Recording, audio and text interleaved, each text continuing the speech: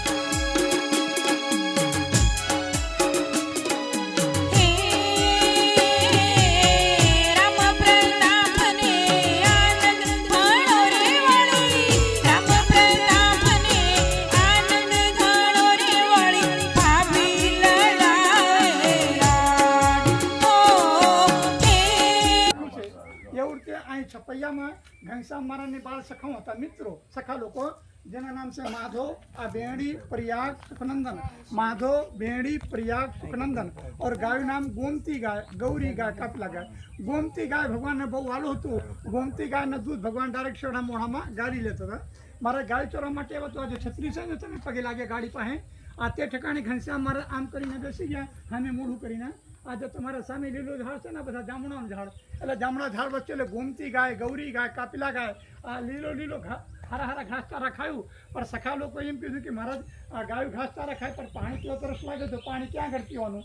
તો જેમ તમારે અમદાવાદમાં સાબરમતી, સુરતમાં તાપ્તી નદી, આ તમારા સૌરાષ્ટ્ર કાઠિયાવાડ, ભાવનગર, ગઢપુરમાં ઘેલા નદી, આ તમારા વડતાલમાં ગોમતી છે રઘવીરવાડી કાંઠે, આ તમારા ભરૂચમાં નર્મદા નદી, અયોધ્યામાં સરજુ નદી, આમાં ખોડા ઘાટે મનોરામા નદી, और प्रयागराज में गंगा जमुना सरस्वती से त्रिवेणी संगम। એવું તે સામે જે મોટું ઝાડ દેખાઈ પડે તેના પાસે વિશ્વામિત્રી નદી છે, વિશ્વામિત્રી નદી પ્રસાદીને। તો મારે કીધું કે તમને ગાયનું સખાનું તરસ લાગી છે તો નદીમાં પાણી પી આવો। ત્યારે સખાઓ કીધું કે મહારાજ નદીનું પાણી સુકાઈ ગયા છે, તમારા પ્રસાદીનું પાણી પીવાનું। એટલે આ પાણી કઈ ચોમાસાની વરસાદની પાણી નથી। આ ઘનશ્યામ મહારાજને પોતાના જમણા પગના અંગૂઠાથી ધરતીમાં આમ દબાયું આ ઠેકાણે, એટલે ગંગાજી પ્રગટ થઈ ગયા। પછી તમારા પાછળ જે પીપળના ઝાડ દેખાઈ પડે મોટું, આ પીપળના ઝાડ પર ચડી મહારાજને બાંસુરી વગાડી, બાંસુરીનો અવાજ સાંભળીને ગાયનો સખામાં ભેગા થઈને પાણી પીધું। આ પાણી 242 વર્ષથી ગમે કેટલું દુષ્કાળ પડ્યું હોય, ઉનાળા હોય, શિયાળા હોય, પણ કોઈ દિવસ પાણી સુકાતું નથી। મહારાજને કીર્તન ગાયું ને કે આજે કલયુગમાં પરસા પૂર્વ પ્રભુજી સ્વામિનારાયણની સત્ય છે। પછી આ ઘાટ આ પગથિયા અયોધ્યા પ્રસાદ બનાવ્યું। અયોધ્યા પ્રસાદ એટલે કે ધર્મદેવના 3 દીકરા, રામ પ્રતાપ, ઘનશ્યામ મહારાજ, ઈચ્છારામ। પછી રામ પ્રતાપભાઈના 3 દીકરા, નંદરામ, અયોધ્યા પ્રસાદ, ઠાકુરામ। અયોધ્યા પ્રસાદ તમારે કાલુપુર અમદાવાદ ગાદી મળી નરનાળ દેવના। સૌથી પહેલા આચાર્ય અયોધ્યા પ્રસાદ નરનાળ દેવ ગાદીના।